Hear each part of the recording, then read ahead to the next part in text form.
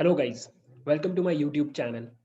हम लोग feature engineering कर रहे हैं और आज हम लोग एक नया चीज़ स्टार्ट करेंगे फीचर इंजीनियरिंग में। It's called encoding numerical data या एनकोडिंग न्यूमेरिकल फीचर्स। ठीक है, so let's start the topic. So guys, हमने कुछ दिन पहले सीखा था how to encode a given categorical variable. आज हम उसका एक दूसरा वेरिएशन देख रहे हैं कि न्यूमेरिकल डेटा को कैसे एनकोड करना है। मतलब अगर आपके पास एक डेटा है, लेट्स से एज, और एज में अलग अलग वैल्यूज हैं 27, 28, 39 एंड सो ऑन। तो आप इसको प्रिसाइजली कैटेगोरिकल डेटा में कैसे कन्वर्ट कर सकते हो, that is what we are going to study. ठीक है, नाउ यू माइट थिंक कि न्यूमेरिकल डेटा तो अच्छा होता है, फिर न्यूमेरिकल डेटा को कैटेगोरिकल डेटा में क्यों बदलना है। So honestly depends. कभी कभी ऐसी जरूरत आ जाती है कि आपके पास जो न्यूमेरिकल डेटा है उससे बेटर रिप्रेजेंटेशन तब होगा जब वो डेटा कैटेगोरिकल होगा। I can give you one example. कुछ दिन पहले मैं एक छोटे से मशीन लर्निंग प्रॉब्लम पे काम कर रहा था और वहां पे गूगल प्ले स्टोर, जहां से आप एप्स डाउनलोड करते हो, उसका डेटा सेट था। राइट, अब वहां पे एक कॉलम था, नंबर ऑफ डाउनलोड्स बोल के। ठीक है, अब नंबर ऑफ डाउनलोड्स जो अपना कॉलम था, इसमें अजीब अजीब वैल्यूज थी। मतलब जो कुछ बहुत कम फेमस एप्स थे उनमें इस तरह की वैल्यूज थी 23। जो कोई बहुत बड़े अपने फेमस एप्स थे उनमें बहुत बड़ी वैल्यू थी, समथिंग लाइक दिस। ठीक है, बहुत ज्यादा बड़ी। ठीक है, फिर कोई छोटी वैल्यू थी। राइट, तो ये जो न्यूमेरिकल रिप्रेजेंटेशन है ये एक्चुअली बहुत ज्यादा आपको हेल्प नहीं करेगा, क्योंकि अगर आप इसको प्लॉट करोगे तो ये कर्व कुछ ऐसा आएगा। मतलब बहुत सारे ऐप्स का डाउनलोड बहुत कम है और फिर कुछ ऐप्स का डाउनलोड बहुत ज़्यादा है। राइट, तो यहाँ पर मैंने क्या किया था कि मैंने इस न्यूमेरिकल डेटा को कैटेगरीज में कन्वर्ट कर दिया था बाय क्रिएटिंग बिन्स। मतलब 100 प्लस डाउनलोड्स, ठीक है, 1000 plus downloads, 1 million plus downloads, 10K plus downloads, 1 billion downloads. ठीक है, तो अब सडनली से जैसे ही मैंने ये किया, उसके बाद मेरा जो पूरा का पूरा प्रॉब्लम था वो थोड़ा इजी हो गया, थोड़ा सिंप्लीफाई हो गया और रिजल्ट्स भी बेटर आने लग गए। तो वही मैं आपको बोल रहा हूँ कि इट्स वेरी प्रॉब्लम स्पेसिफिक, कि आपको कभी ऐसा करना पड़ सकता है कि आप अपने न्यूमेरिकल डेटा को कैटेगोरिकल डेटा में कन्वर्ट करो। ठीक है, तो आज के वीडियो में हम वही देखने वाले हैं। There are two famous techniques numerical को कैटेगोरिकल में कन्वर्ट करने के लिए। दो टेक्निक्स हैं। The first technique is called discretisation. Discretisation, जिसको हम बिनिंग बोलते हैं। ये थोड़ा कॉमन टर्म है। कुछ जगहों पे आपको डिस्क्रिटाइजेशन मिलेगा और कुछ जगहों पे आपको बिनिंग मिलेगा। ठीक है, तो आई प्रेफर बिनिंग, क्योंकि मैं डिस्क्रिटाइजेशन बोल नहीं पाता हूँ। So binning is the first way. The second way is called binarisation.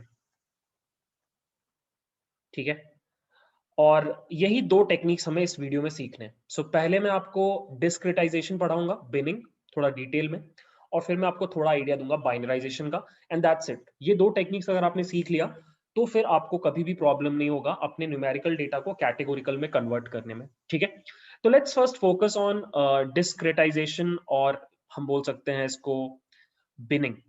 ठीक है, सो मैं इसको थोड़ा नीचे ले आता हूँ क्योंकि दिख नहीं रहा है। सो या डिस्क्रिटाइजेशन या बिनिंग को अगर आप डिफाइन करना चाहो तो यहाँ लिखा हुआ है, it is a process of transforming continuous variables into discrete variables by creating a set of contiguous intervals that span the range of the variable's value. Discretization is also called binning, where bin is an alternative name for interval. ठीक है, बहुत simple सी बात है। आप करते क्या हो यहाँ पे कि मान लो आपके पास एज बोल के एक कॉलम है जहां पे खूब सारी वैल्यूज है, 23, 42, 57, 81, 100। राइट, अब आपने बोला कि मुझे इसको डिस्क्रीट में कन्वर्ट करना है। तो आप क्या करोगे, आप इसमें इंटरवल्स बना दोगे। 0 से 10 एक इंटरवल है जिसको आप बिन बोल सकते हो, 10 to 20 दूसरा है, जैसे हिस्टोग्राम काम करता है बिल्कुल वैसे ही, 20 to 30 एंड सो ऑन। तो अब बस आप चेक कर लोगे कि 0 से 10 के बीच में कितनी वैल्यूज है, 5, 10 से 20 के बीच में कितनी है, 6, 20 से 30 के बीच में कितनी है, 10। और आपका जो ये ग्राफ था एज का, जो पता नहीं कुछ ऐसा ग्राफ था, अगर पीडीएफ, मतलब पहले अगर हिस्टोग्राम ऐसा आ रहा था, तो बेसिकली वही आप उसका हिस्टोग्राम बना रहे हो। range में, ना given range 0 to 10, 10 to 20 and so on. तो this is what discretization is. Roughly speaking यही है, इससे ज्यादा कुछ नहीं है, ठीक है। तो आई होप आपको डिस्क्रिटाइजेशन समझ में आ गया। अब फायदा क्या होता है डिस्क्रिटाइजेशन को यूज करके, बिनिंग करके क्या फायदा होता है? दो फायदे होते हैं। पहला ये होता है कि आप आउटलायर्स को थोड़ा बेटर हैंडल कर पाते हो। कैसे? अब मान लो यहाँ पर कोई एकदम लास्ट में कोई बंदा है जिसका एज बहुत ज्यादा है, तो ऑब्वियसली ये आउटलायर है। बट जैसे आप बिन्स बनाते हो तो आप मान लो आपका आखिरी बिन ये था, तो आपकी यहाँ वाली वैल्यू और आपकी यहाँ वाली वैल्यू दोनों को बराबर मान रहे हो आप इस बिन के बराबर। तो आपका outlier is now similar to this guy जो एकदम शुरू में था उस बिन के। तो आउटलायर्स को आप थोड़ा हैंडल कर पाते हो, ठीक है। This is the first reason. Second reason is to improve the value spread. मतलब ये जो डेटा का स्प्रेड है, अगर बीच में बहुत ज्यादा डेटा है तो आप उसको स्प्रेड कर सकते हो। मैं आपको बताऊंगा, इसमें 3 टेक्निक्स हम पढ़ेंगे, उसमें से एक टेक्निक यूज करके आप ये कर पाओगे। You will be able to improve the value spread. आप डेटा का स्प्रेड को थोड़ा यूनिफॉर्म कर पाओगे, यही हमें करना है, ठीक है। अब लेट्स क्विकली डिस्कस कि what are the types of discretisation, ठीक है। तो 3 कैटेगरीज में डिवाइडेड है डिस्क्रिटाइजेशन या बिनिंग। मैं एक एक करके लिखता हूं।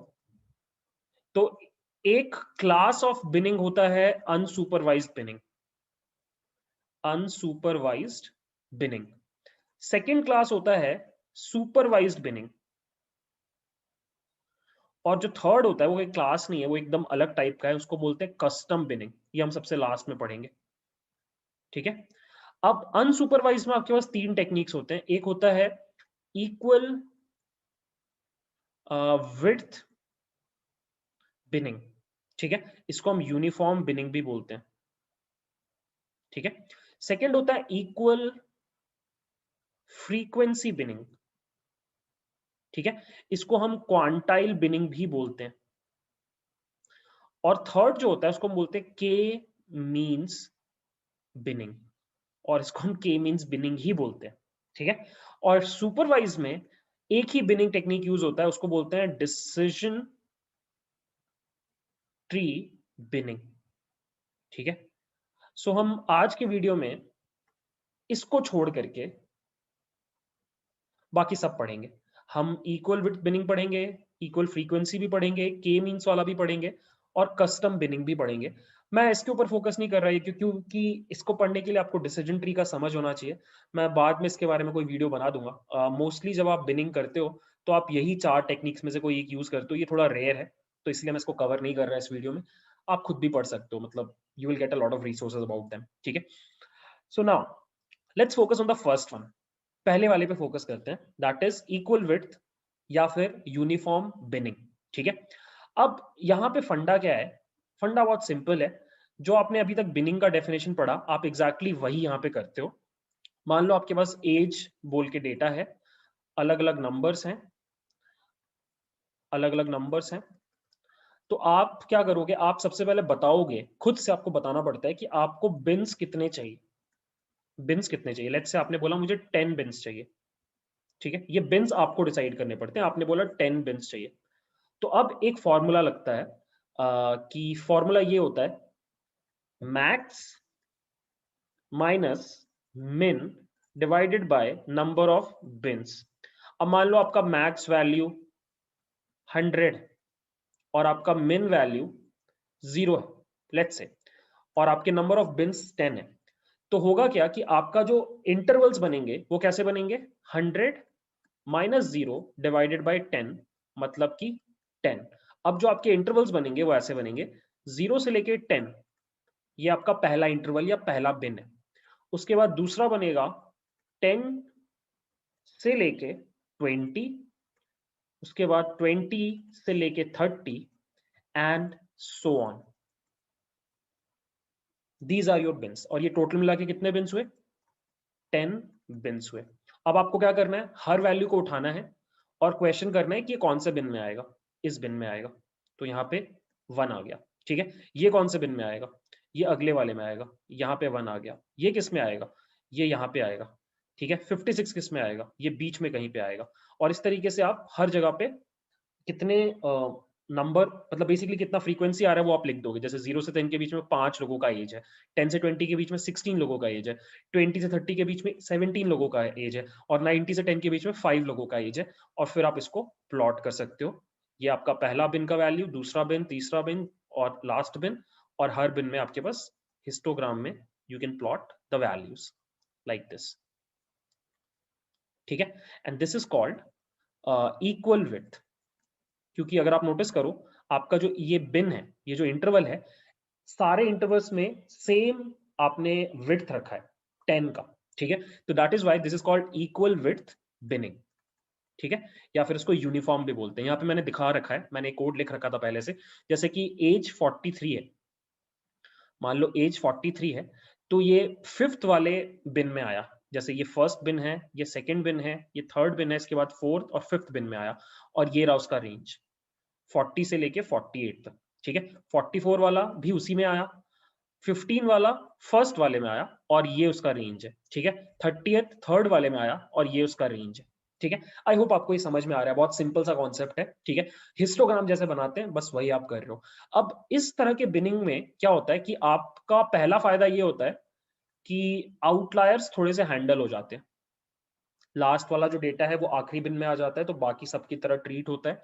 सेकेंड, यहाँ पे जो आपका स्प्रेड ऑफ डेटा है वो चेंज नहीं होता। जैसे मान लो आपका स्प्रेड ये था, तो आप हिस्टोग्राम जब बनाते हो तो हिस्टोग्राम भी बिल्कुल ऐसा ही दिखाई देता है। तो स्प्रेड में कोई चेंज नहीं होता, no change in spread of the data. Data जिस तरीके से फैला हुआ है उसमें कोई डिफरेंस नहीं आता। ठीक है, तो आउटलायर्स को हैंडल करने के लिए आप ये वाला बिनिंग टेक्निक यूज कर सकते हो। ठीक है, तो यहाँ पे इतना ही पढ़ना था। This is uniform binning. So the second technique is called equal frequency, या फिर क्वांटाइल बिनिंग बोलते हैं इसको। ठीक है, सो बहुत सिंपल एक्चुअली। यहाँ पे आप क्या करते हो कि जब आपको फिर से बताना पड़ता है कि आपको कितने बिन्स चाहिए। जैसे फिर से लेट्स से आपने बोला मुझे 10 बिन्स चाहिए। ठीक है, अब यहाँ पे क्या करोगे आप, जितने आपको इंटरवल्स या बिन्स चाहिए आप उतने ही क्वांटाइल्स के ऊपर काम करते हो। आई होप आपको क्वांटाइल्स पता है। ठीक है, सो इसका बेसिक मतलब ये हुआ कि अगर आपको इस डेटा के ऊपर 10 इंटरवल्स चाहिए, तो each interval will contain 10% of the total observation. Simple है, मतलब आप 0 से स्टार्ट करके उस एज तक जाओगे जहां पर आपका 10th परसेंटाइल वैल्यू है। ठीक है, मान लो वो वैल्यू आया 16। इसका मतलब क्या हुआ, 0 से 16 के बीच में 10% ऑफ द पॉपुलेशन रिसाइड्स। 10% लोगों का एज 0 से 16 के बीच में। फिर आप 16 से उस एज तक जाओगे जहां पर आपको 20th परसेंटाइल मिलेगा। मान लो कि 20 पे मिला, तो 16 से 20 के बीच में आपका मतलब 0 से 20 के बीच में अब 20% ऑफ द पॉपुलेशन लाइज। फिर से एक और देखते हैं। फिर आप 20 से उस नंबर पे जाओगे जहां पे आपका 30th परसेंटाइल होगा। जैसे इस केस में इट इज 22। तो इसका मतलब ये हुआ कि 0 से लेके 22 तक आपका 30% पॉपुलेशन रहता है, एंड सो ऑन। और इस तरीके से आप 10 इंटरवल्स क्रिएट करोगे या 10 क्वांटाइल्स क्रिएट कर दोगे। ठीक है, अब यहाँ पे डिफरेंस क्या है गाइस, कि आपका हर इंटरवल का जो विड्थ है वो बराबर नहीं है। जैसा अगर आपको याद होगा, इक्वल विड्थ में क्या हो रहा था, 10 0 से 10, 10 से 20, 30 20 से 30, 10 का विड्थ था। यहाँ पे ऐसा जरूरी नहीं है। यहाँ पर यू कैन सी फर्स्ट वाले का विड्थ 16 है, सेकंड वाले का 4 है, थर्ड वाले का 2 है, बट उसमें कितने लोग आ रहे हैं वो ऑलमोस्ट सिमिलर रहता है। ठीक है, तो this is called quantile binning, and honestly ये थोड़ा ज्यादा यूज होता है in comparison to the previous one. उसके दो रीजंस हैं। पहला, ये पिछले वाले की तरह आउटलायर्स पे अच्छा काम करता है, और सेकंड, ये आपके स्प्रेड को, वैल्यू स्प्रेड को यूनिफॉर्म बनाता है। मतलब जब आप इसका रिजल्ट देखोगे, तो सिंस हर इंटरवल में लगभग बराबर आइटम्स आते हैं, तो आपका ये हिस्टोग्राम थोड़ा ऐसा दिखाई देता है, इस तरीके का, एकदम बराबर सा। ठीक है, तो ये आपका वैल्यू स्प्रेड को यूनिफॉर्म बनाता है। ठीक है, तो ये दोनों बेनिफिट्स हैं। फर्स्ट, आउटलायर हैंडल कर रहा है, और सेकंड आपका वैल्यू स्प्रेड को इंप्रूव कर रहा है। ठीक है, तो ये हम थोड़ा ज्यादा यूज करते हैं। In fact this will be the default value जब हम scikit-learn यूज करेंगे। ठीक है, now let's move on to the third one. ये सबसे इंटरेस्टिंग है। इसको बोलते हैं K means binning. K means binning में क्या होता है कि आप एक क्लस्टरिंग एल्गोरिदम यूज करते हो, जो आप फ्यूचर में पढ़ोगे भी। उस एल्गोरिदम का नाम है के means. It's a clustering algorithm, ठीक है। ये क्या करता है, ये क्लस्टर्स बनाता है।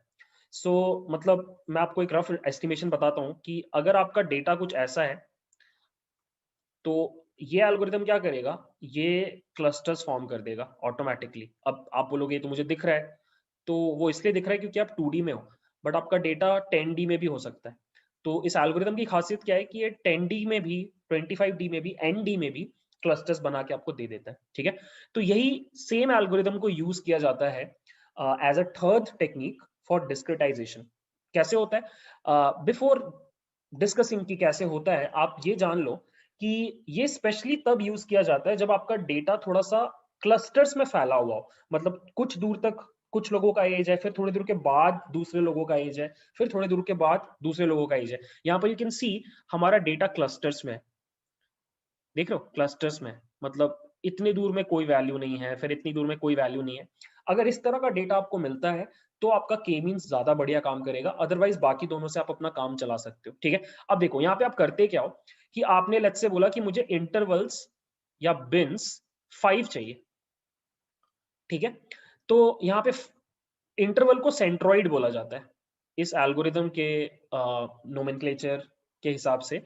इसको सेंट्रोइड बोला जाता है। तो आप क्या करते हो, आप रैंडमली कहीं पे भी वो इंटरवल्स क्रिएट कर देते हो, कहीं पे भी, कोई लॉजिक नहीं है, कहीं भी आपने 5 क्रिएट कर दिए। अब आप क्या करोगे, हर 2 इंटरवल्स के को बाइसेक्ट करता हुआ एक लाइन बना दोगे, जैसा कि हमने यहाँ पे बनाया। ये देखो, ये जो ब्लैक लाइंस हैं, ये एक्चुअली, ये जो डायग्राम मैंने जहाँ से उठाया है, उन लोगों ने बाइसेक्ट करने वाला टेक्निक यूज नहीं किया है। चलो ठीक है, मैं आपको दूसरा टेक्निक बताता हूँ जो इन लोगों ने यूज किया है। फालतू में आप कंफ्यूज हो गए। सो आप क्या करते हो, आप हर पॉइंट का डिस्टेंस कैलकुलेट करते हो। जैसे अगर आप इस पॉइंट का बात करो, ये फर्स्ट वाले पॉइंट का बात करो, तो आप हर पॉइंट का डिस्टेंस कैलकुलेट करते हो हर सेंट्रोइड के साथ।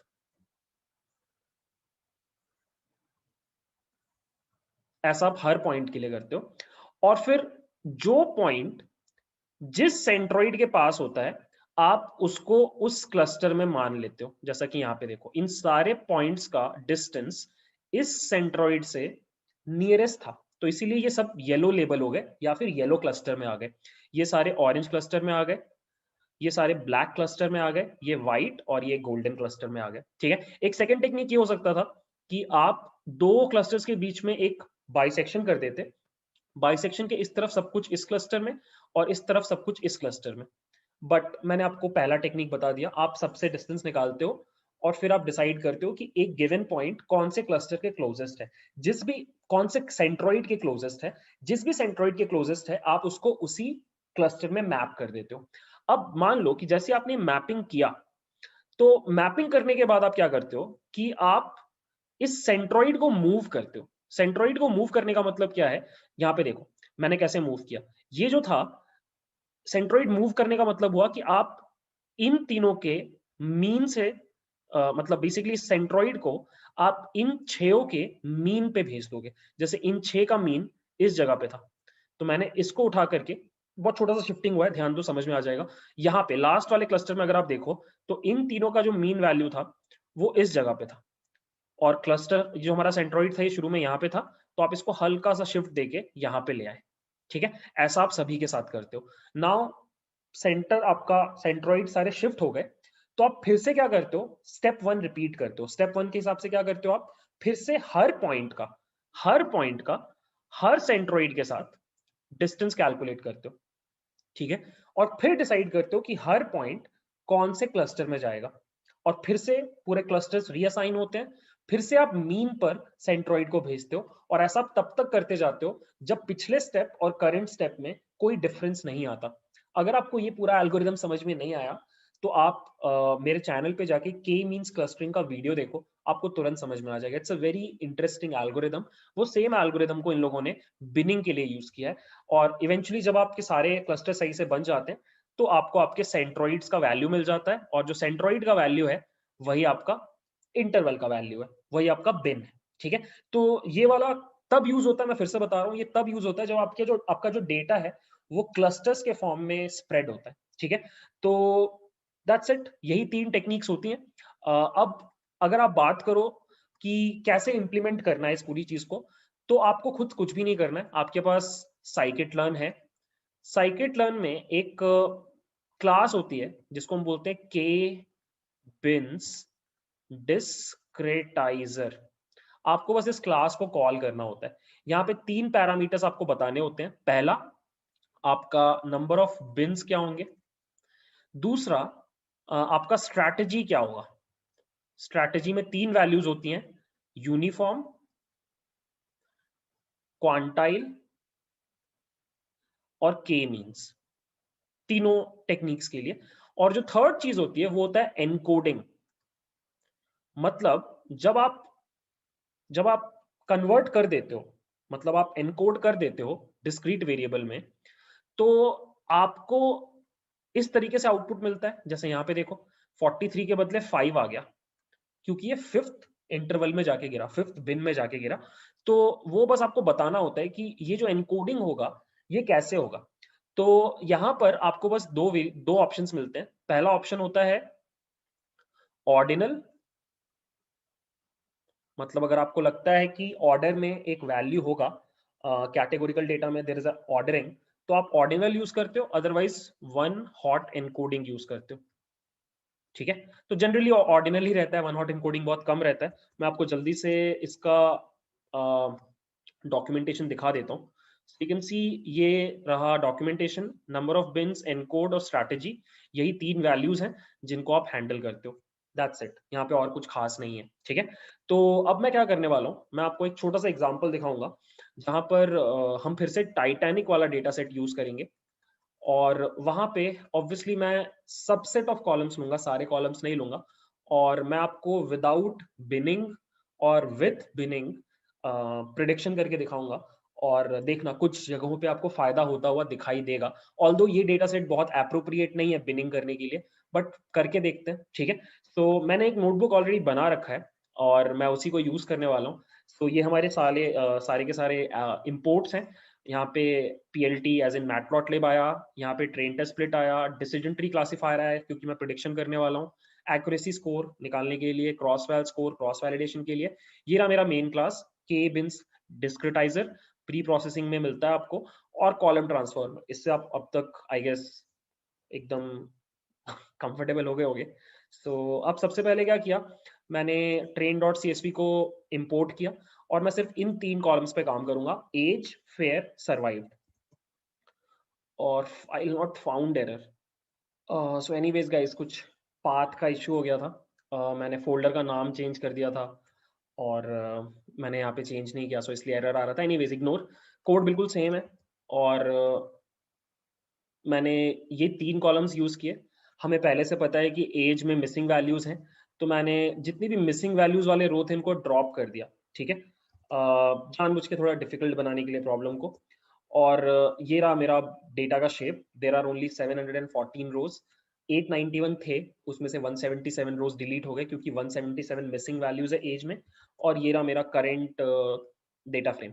ठीक है, तो अब मैं क्या करूंगा, पहले आपको दिखाऊंगा without applying any sort of binning मेरा रिजल्ट कैसा आ रहा है। ठीक है, तो एक्स और वाई को एक्सट्रैक्ट किया, ट्रेन टेस्ट स्प्लिट मारा, ये सब कुछ समझाने का नहीं है गाइस, तो मैं नहीं समझा रहा हूँ। ये रहा मेरा एक्स ट्रेन, एज और फेयर कॉलम है इसके अंदर। उसके बाद मैंने CLF बोल के एक ऑब्जेक्ट बनाया डिसीजन ट्री क्लासीफायर का, मॉडल को ट्रेन किया, एक्स टेस्ट के ऊपर फिट करके, सॉरी प्रिडिक्ट करके वाई प्रेड कैलकुलेट किया और फिर एक्यूरेसी स्कोर निकाला जो कि 62.9 आ रहा है। So without applying any sort of transformation on my numerical columns, I am getting a accuracy of 62%. ठीक है, अब मैं जल्दी से क्रॉस चेक कर लेता हूँ यूजिंग क्रॉस वैल स्कोर, तो उसी अराउंड आ रहा है, उसी अराउंड आ रहा है, कुछ खास डिफरेंस नहीं है। अब हम क्या कर रहे हैं, हम अपना अप्लाई कर रहे हैं डिस्क्रिटाइजर। ठीक है, सो मैंने 2 ऑब्जेक्ट्स बनाए, केबिन एज बोल के और केबिन फेयर बोल के। तो पहले वाले में एक्चुअली दोनों का वैल्यू मैंने सेम रखा है। आप चाहो तो एक स्टेप में भी कर सकते थे, मैंने नहीं किया, मैंने 2 अलग स्टेप्स में किया, सो दैट फ्यूचर में आपको अगर पहले वाले में के मीन्स लगाना हो, दूसरे वाले में यूनिफॉर्म लगाना हो, तो आप कर पाओ इस तरीके का। ठीक है, तो एक काम करते हैं, सबसे शुरू में हम लोग यूनिफॉर्म लगाते हैं। ठीक है, या फिर सबसे पहले मैं आपको क्वांटाइल दिखाता हूँ। क्वांटाइल हमारा पहला स्ट्रैटेजी है, और what I am going to do is I am going to take 10 bins. ठीक है, तो ये मेरा मैंने क्रिएट कर लिया ऑब्जेक्ट। अब मैंने कॉलम ट्रांसफॉर्मर बनाया। कॉलम ट्रांसफॉर्मर में मैंने दो कॉलम ट्रांसफॉर्मर, मतलब एक ही कॉलम ट्रांसफॉर्मर में मैंने दो स्टेप्स डाले। पहला स्टेप का नाम है फर्स्ट, और इसमें मैंने केबिन एज को भेजा, और यहाँ पे मैंने इंडेक्स दे दिया मेरे कॉलम का, और एक्स ट्रेन में एज मेरा पहला कॉलम है तो इसका इंडेक्स 0 होगा। और सिमिलरली सेकंड नाम का स्टेप बनाया जिसमें केबिन फेयर भेजा, और यहाँ पे 1 डाल दिया। ठीक है, तो ये मेरा कॉलम ट्रांसफॉर्मर है। और ये स्टेप में मैंने ट्रांसफॉर्म किया एक्स ट्रेन को, और फिर ट्रांसफॉर्म किया एक्स टेस्ट को, और इन दो वेरिएबल्स में डाल दिया। ठीक है, अब इस स्टेप पे आप क्या कर सकते हो, आप थोड़ा सा देख सकते हो।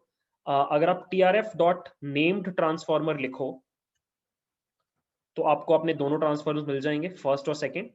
अब लेट्स से मुझे फर्स्ट वाले में देखना है कि क्या चल रहा है, तो मैंने फर्स्ट लिखा, ये रहा। और यहाँ पे अगर मैं डॉट मारूं, और यहाँ पर अगर आप देखो तो एक अपने पास एट्रीब्यूट है n अंडरस्कोर बिन्स। आप ये चला के देख सकते हो, n अंडरस्कोर बिन्स अंडरस्कोर, और ये देखो 10 बिन्स क्रिएट हुए हैं। ठीक है, सिमिलरली अगर मैं फर्स्ट के बदले सेकंड वाले स्टेप में चेक करता तो 10 वैल्यूज क्रिएट हुए हैं। ठीक है, आप चाहो तो ये भी देख सकते हो कि बिन एजेस क्या है, बेसिकली वो रेंज क्या है जिसमें बिन क्रिएट हुआ है, आप ये भी कर सकते हो। आपको बस क्या करना पड़ेगा, इस एट्रीब्यूट को कॉपी करना पड़ेगा, और यहाँ पे आप डाल दोगे, और ये रहेगा ये रहा अपना पहला इंटरवल 0 से 7.75। हम फेयर कॉलम का बात कर रहे हैं, और उसके बाद 7.75 से 7.89, और हाँ, क्योंकि हमने क्वांटाइल यूज किया ना तो यूनिफॉर्म विड्थ नहीं आएगा। और 7.89 से 9.225, अगर आप यहाँ पे फर्स्ट लिखो तो ये एज कॉलम के ऊपर आ जाएगा। और ये देखो 0.42 से 14, ये हमारा पहला क्वांटाइल रेंज है जहाँ पे 10 परसेंटाइल वैल्यूज लाई कर रही हैं, 10% वैल्यूज लाई कर रही हैं। 0.42 से 19 के बीच में 20 परसेंटाइल वैल्यूज लाई कर रही हैं। ठीक है, सो ये आप चला के देख सकते हो। और अब मैंने क्या किया, मैंने एक डेटा फ्रेम फॉर्म किया। ये कोड आप बाद में समझ लेना, देख करके, कुछ खास कोड नहीं है। इसका आउटपुट देखने लायक है। ये रहा इसका आउटपुट गाइस, इसी का कटआउट मैंने आपको वीडियो में शुरू में दिखाया था। ये देखो, एज इनिशियली ऐसा दिखता था, अब ट्रांसफॉर्म करने के बाद ऐसा दिखता है। ठीक है, सिमिलरली फेयर ऐसा दिखता था, ट्रांसफॉर्म करने के बाद ऐसा दिख रहा है, डिस्क्रीट वेरिएबल में कन्वर्ट हो गया। और अगर आप एज के लेबल की बात करो तो 9 जो आ रहा है वो इस रेंज में आ रहा है, 8 जो आ रहा है वो भी इस रेंज में आ रहा है। दिस इज वियर्ड, क्यों आ रहा है इस रेंज में पता नहीं। 4 जो आ रहा है वो इस रेंज में आ रहा है, 2 जो आ रहा है वो इस रेंज में आ रहा है। ओके, जस्ट देखना पड़ेगा एक बार क्या हुआ यहाँ पे। बट या मैंने शायद कोड में कुछ गलती लिखा हुआ, I will see that. But या आप इसको विजुलाइज कर सकते हो कि आपका रेंज क्या है। ये डेटा फ्रेम मैंने इसलिए बनाया, आप बाद में इसको थोड़ा सा देख लेना गिटहब पे जाकर के। ठीक है, अब मैं क्या कर रहा हूँ, सिंस मेरे कॉलम्स ट्रांसफॉर्म हो गए हैं, अब मैं फिर से डिसीजन ट्री लगा रहा हूँ। इस बार ट्रांसफॉर्म्ड डेटा के ऊपर मैं फिर से प्रिडिक्शन कर रहा हूँ एक्स टेस्ट ट्रांसफॉर्म्ड के ऊपर, और फिर से एक्यूरेसी स्कोर निकालूंगा। और कुछ खास इंप्रूवमेंट नहीं हुआ actually. What we can do is what we can do is कि हम बढ़ा दें अगर ये वैल्यूज, और लेट्स सी अभी क्या होता है।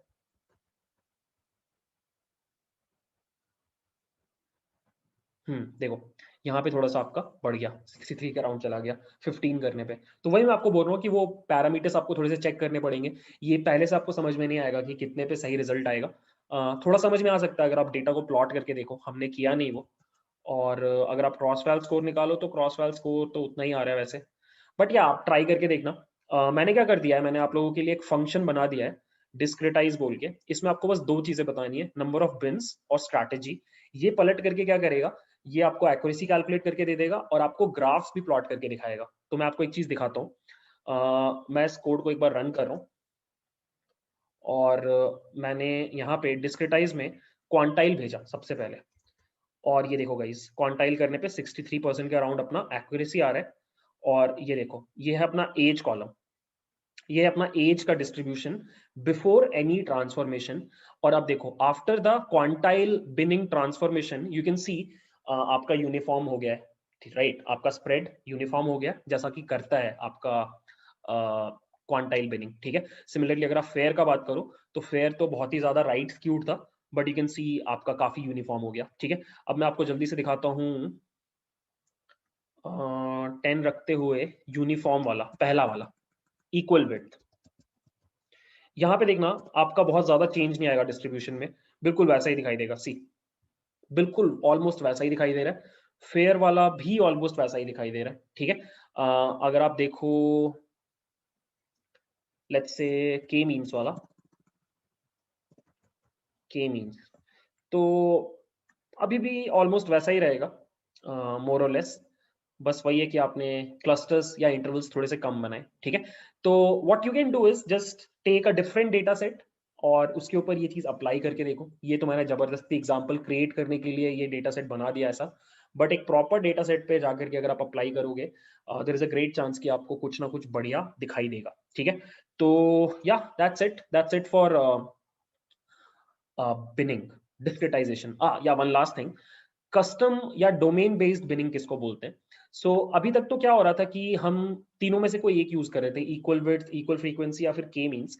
कभी कभी आप क्या करोगे कि आपको नॉलेज होगा डेटा का या आपको बिजनेस का नॉलेज होगा, तो आप अपने हिसाब से भी बिनिंग कर सकते हो। जैसे कि मान लो आप एक बिनिंग करते 0 से लेके 18 ईयर्स, ये आपका एक इंटरवल है जिसमें आप, जिसको आप किड्स बुलाते हैं।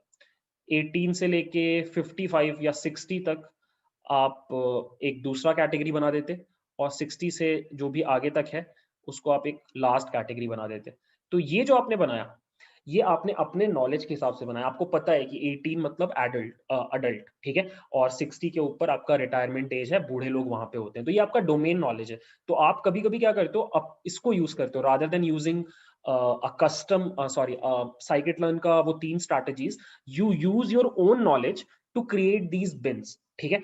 तो कभी कभी ये भी काम आ जाता है। अनफॉर्चुनेटली आप ये चीज साइकिट लर्न के थ्रू नहीं कर सकते, ये ऑप्शन नहीं मिलता है आपको। इसके लिए पैंडास में खुद से लॉजिक लिखना पड़ेगा, so can not do it using scikit learn, ठीक है। तो कस्टम डोमेन बेस्ड बिनिंग यही है कि अपने नॉलेज के हिसाब से बिन्स क्रिएट करना, तो इसमें कुछ खास है नहीं पढ़ाने का, ठीक है। तो ये तो बात हो गई गाइस अबाउट डिस्क्रिटाइजेशन, ये काफी डिस्कशन हमने कर लिया इसके ऊपर। Now let's talk about binarisation, ठीक है। तो बाइनराइजेशन क्या होता है? It's a special case of discretisation. Discretisation में आप क्या करते हो, एक कंटिन्यूअस वैल्यू को आप डिस्क्रीट में कन्वर्ट करते हो, राइट। बाइनराइजेशन में आप क्या करते हो, आप एक कंटिन्यूअस वैल्यू को, एक न्यूमेरिकल वैल्यू को बाइनरी में कन्वर्ट करते हो, 0 या 1। जैसे कि एक एग्जांपल दे सकते हो आप कि मान लो आपके पास एनुअल इनकम है, ठीक है। अब आपका एनुअल इनकम अगर 6 लाख से कम है तो आप टैक्सेबल जोन में नहीं हो, मतलब 0। अगर ज्यादा है तो आप टैक्सेबल जोन में हो, तो 1। तो यहां पे आपने क्या किया, आपने अपने इनकम को इस बाइनरी वेरिएबल में कन्वर्ट कर दिया, टैक्सेबल और नॉट। तो इसी को बोलते हैं बाइनराइजेशन। कभी कभी कुछ स्पेसिफिक केसेस में ये काम आ जाता है। जैसे इसका एक बहुत बढ़िया यूज केस है image processing. So image processing में आपके पास पिक्सल्स होते हैं जिनका वैल्यू 0 से 255 होता है, कलर इमेजेस, ठीक है। अब आपको अगर इसको ब्लैक एंड व्हाइट में कन्वर्ट करना है तो आप 0 एक थ्रेशोल्ड वैल्यू रख लेते हो 127.5। इससे नीचे अगर पिक्सल का वैल्यू तो आप उसको 0 कर देते हो, मतलब ब्लैक कर देते हो, और इससे ऊपर होता तो आप उसको 1 कर देते हो, मतलब व्हाइट कर देते हो। तो ये जो पिक्सल आपके, ये जो इमेज आपके पास था कलर्ड इमेज, वो अब क्या बन गया, वो ब्लैक एंड व्हाइट इमेज बन गया, ठीक है। तो बहुत ही नीश काइंड ऑफ टेक्निक है ये, बहुत स्पेसिफिक जगहों पे आपको काम आता है। जबरदस्ती के लिए मैंने आपको एक कोड दिखाना है अभी, मैंने बनाया अभी यहाँ पे साइकिट लर्न में एक बाइनराइजर बोल के क्लास होता है, आप इस क्लास को यूज करते हो। इसमें बस आपको 2 इनपुट देने होते हैं, थ्रेशोल्ड, जैसे उस लास्ट वाले एग्जांपल में 127.5 वाज अ थ्रेशोल्ड, उसके नीचे सब 0, उसके नीचे सब 1 और उसके ऊपर सब 1। और एक होता है कॉपी। सो अगर आप सैलरी कॉलम के ऊपर बाइनराइजर लगाओगे और आपका कॉपी का वैल्यू ट्रू है तो ये एक नया कॉलम बना देगा, ठीक है। और अगर इसका वैल्यू फॉल्स है तो ये सैलरी वाले में ही चेंजेस कर देगा। यही 2 पैरामीटर्स होते हैं इस क्लास में और बहुत ही सिंपल सी चीज़ है। मैं आपको जल्दी से एक चीज़ दिखाता हूँ। मैंने एक कोड इसके लिए प्रिपेयर कर रखा है। इस बार वही टाइटैनिक वाला डेटा सेट पकड़ के चल रहे हैं क्योंकि अब आपका अंडरस्टैंडिंग थोड़ा बढ़िया हो गया होगा। तो यहाँ पे मैंने age, fare, sibling, spouse, parent, child और सर्वाइव्ड कॉलम्स ले लिए, ठीक है? और फिर से एज वाली सारी वैल्यूज को ड्रॉप कर दिया। ये रहा मेरा df डॉट हेड, ठीक है? तो अब ये है मेरा डेटा सेट। अब मैंने इसमें क्या किया, सिबलिंग, स्पाउस और पेरेंट चाइल्ड को जोड़ दिया और फैमिली बोल दिया उसको, ठीक है? ये देखो। और अब अगर मैंने इसको रन किया तो यू कैन सी कि अब मेरे पास एक और एक्स्ट्रा कॉलम है फैमिली बोल के, जहाँ पे इन दोनों का सम है, ठीक है? और फिर मुझे सिबलिंग, स्पाउस और पेरेंट चाइल्ड की जरूरत नहीं थी, तो मैंने इन दोनों कॉलम्स को ड्रॉप कर दिया। और ये करने के बाद अब मेरा डेटा सेट ऐसा दिखाई देता है। सो ये मेरा आउटपुट कॉलम है, बाकी तीनों मेरे इनपुट कॉलम्स हैं। जस्ट सेइंग, मैं एज और फेयर के ऊपर कुछ भी नहीं करने वाला, मैं सारा काम फैमिली के ऊपर करने वाला हूँ, ठीक है? तो अब मुझे क्या करना है, सबसे पहले मैंने एक्स और वाई निकाल लिया। उसके बाद मैंने ट्रेन टेस्ट स्प्लिट भी कर दिया और ये रहा मेरा एक्स ट्रेन। आई होप आपको यहाँ तक सब कुछ समझ में आ रहा है। अब यहाँ पे विदाउट बाइनराइजेशन जब मैंने किया, इन तीनों कॉलम्स को एज इट इज यूज किया, डिसीजन ट्री लगाया, तो मेरा एक्यूरेसी जो आ रहा था that was coming out to be 62.9%। I don't know why बार बार यही नंबर आ रहा है। और क्रॉस वैलिडेशन स्कोर भी 64, मतलब आसपास ही है। अब बाइनराइजर का कॉन्सेप्ट मैंने कैसे लगाया, मैंने बोला कि मुझे ये पता करना है कि कोई पैसेंजर अकेले ट्रैवल कर रहा है या नहीं, कोई भी पैसेंजर अकेले ट्रैवल कर रहा है कि नहीं, ठीक है? तो अगर फैमिली का वैल्यू 0 है तो इसका मतलब बंदा अकेले ट्रैवल कर रहा है। अगर फैमिली का वैल्यू 0 से ज्यादा है मतलब उसके साथ कोई ट्रैवल कर रहा है। तो मेरा जो ये फैमिली कॉलम है, इसको मैं ट्रांसफॉर्म कर रहा हूँ into a new column, travelling alone.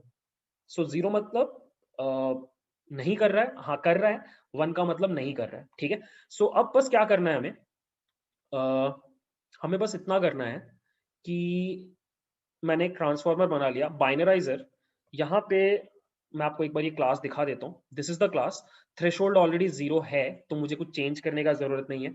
Copy true था तो मैंने कॉपी फॉल्स कर दिया बिकॉज मुझे एग्जिस्टिंग कॉलम में चेंजेस चाहिए, फैमिली वाले कॉलम में चेंजेस चाहिए। तो ये रहा मेरा पूरा सेटअप। बाकी के कॉलम्स को पास थ्रू कर दिया और ट्रांसफॉर्म मार दिया।